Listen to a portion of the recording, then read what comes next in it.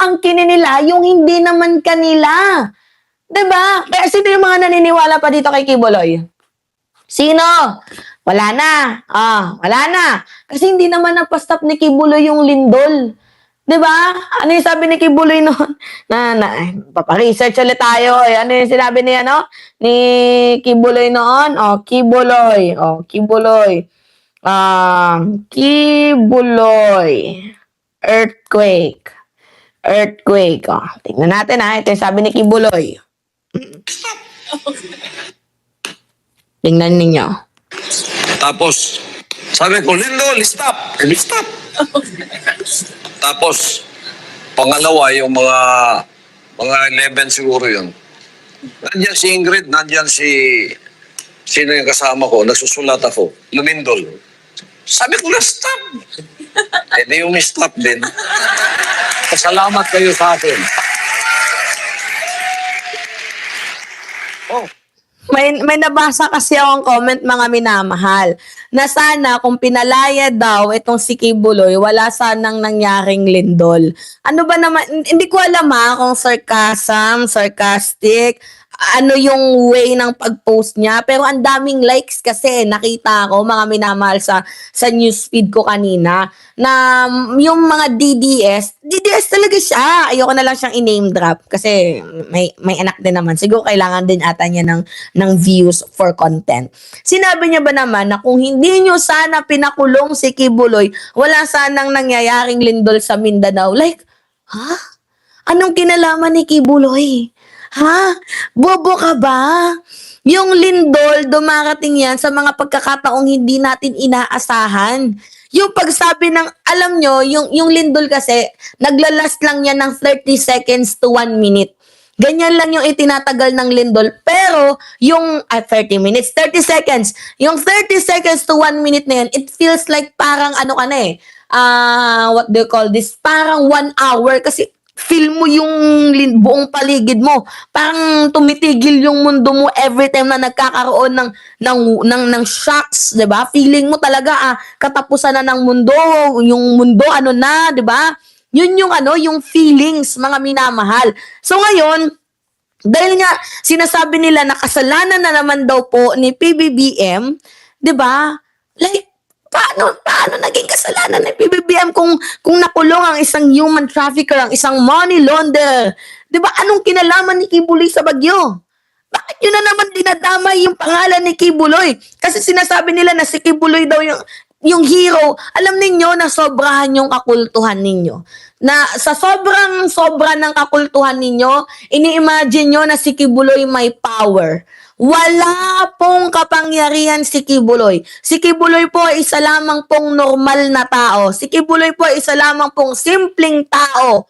'Di ba? Simpleng magnanakaw, simpleng human trafficker, di umano.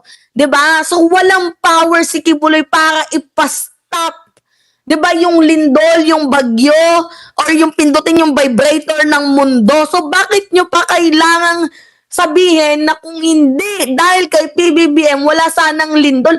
Ano yung tingin nyo sa lindol? Predictable? Ano yung tingin ninyo kay Kibuloy? Anong tingin nyo kay Kibuloy? Untouchable? O sabi nga niya, Dictus Rex, power of keeps touching minors. Yun na nga eh. Diba? Tapos pinagmamalaki pa ninyo. Ngayon, may post kasi na nakapagsabi na ito yung power daw ni Kibuloy. Salamat kayo sa akin.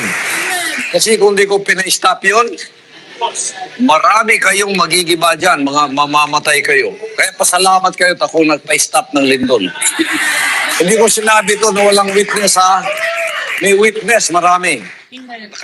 Tignan ninyo. Amen! May nag-i-amen pa. Itong mga baliw na to, naniwala naman kayo kay Kib. Sabi nga na nag-comment dito ni Edwin Nieves, Kibuloy is just a jerk. Along with Dutae. Totoo. So, paano nyo nasabing superhero ang isang human trafficker?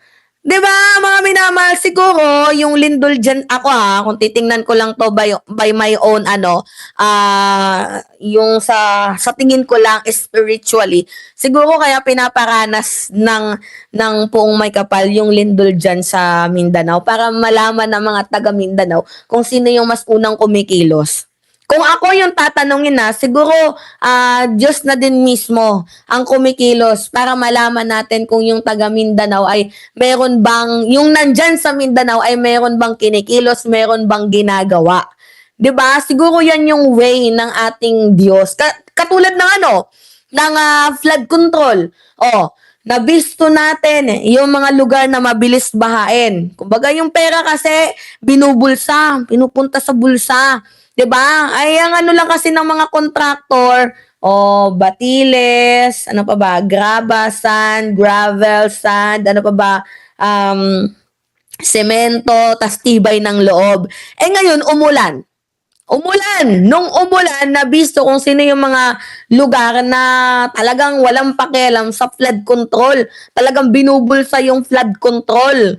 'Di ba? So, it is a way of God na din siguro para malaman kung sino tong mga kurakot na to.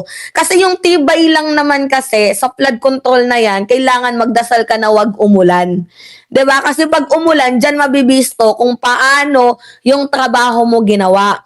Ngayon, siguro yung nangyaring lindol dito sa Mindanao, way na din yan ng poong may kapal para malaman natin kung sino yung kumikilos na agaran at sa kung sino tong merong ambisyon. 'Di ba? DDS are losing their minds over Kibuloy. They believe in Kibuloy. Kibuloy, it's easy to see what kind of person Kibuloy is. 'Di ba? Only God works wonders everything that happens on the earth.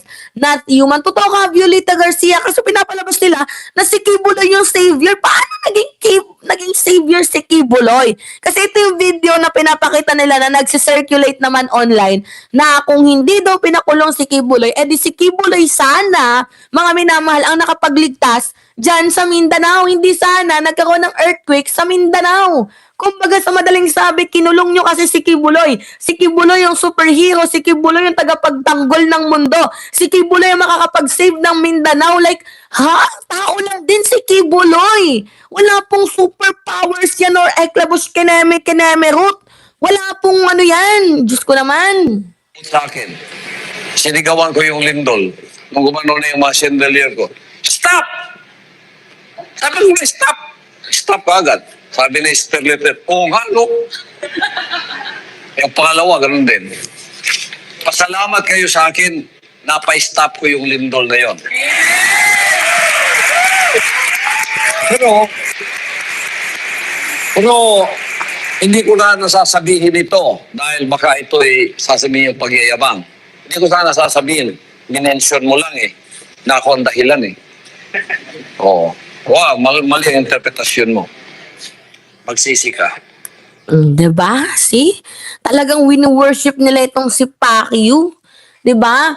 You know what, mga minamahal? Tama itong sinabi ni Violeta Garcia. Only God, only the Lord, the Father will save the world. The Philippines, the whole world. Diba, mga minamahal? I have comments that it was PBBM's fault because during the time of Digong, the land of the sea were holding a love. So, good look at you know what, mga minamahal? Very idiots. Tama ka, Eric De La Cruz. Tama ka, De La Rosario ng Zara Force. Tanga na lang ang maniniwala sa power na hinuhold ni Kibuloy. Tanga na lang yung maniniwala na si Kibuloy yung savior. Tanga na lang kung sino mang Poncio Pilato ang maniniwala na si Kibuloy ang tagapagligtas ng mundo. Tagapagligtas ng Mindanao. Walang ganon. Tagapagligtas ng tingnan niyo, may post, mga minamahal. 'Di ba? Kung hindi niyo daw pinakulong si Kibuloy, di sana napatigil ni Kibuloy ang lindol. Ito, pakita ko sa inyo yung post. Ito, hindi to galing sa akin, hindi to gawa-gawa. Galing to mismo. Yan Kita ninyo? 'Di ba? Kung hindi nyo ako pinakulong, di sana napatigil ko ang lindol. 'Di ba? Nakita niyo yung post na yan? Kung hindi nyo ako pinakulong, di napatigil niya daw sana ang lindol. Wow! Sana all napatigil ang lindol. 'Di ba, mga minamahal? Sana all may power para patigilin ang lindol. 'Di ba? Kaloka naman. Diyos ko naman, Santa Barbara Bendita. Ano ba naman tong mga kafek-fekan ninyo? 'Di ba? So ngayon, punta tayo dito sa ano. Diyos ko naman, oo. Special session nila. Ewan ko kung ano yung pag-uusapan nitong mga hindot na to. Ngayon, special session ngayon ng Senado. For what? Aagawan na naman ng pwesto? Nasa gitna tayo ng lindol. Mga punyeta kayo, nasa gitna tayo ng lindol, tapos mag-aagawan pa kayo dyan sa pwesto. Please lang ba, unahin naman ninyo kahit ngayong panahon na to, Alan Peter Cayetano, yung mga tao na nabiktima ng natural disaster, yan yung kailangan natin ngayon, pakikiisa, hindi pakikibaka, pakikisimpatsa, hindi pangaagaw sa posisyon. 'Di ba, mga minamahal? Ano tong special session na gustong mangyari ni Alan Peter Cayetano? Lindol na lindol, may special session, aagawan na naman ng pwesto. Diyos ko naman.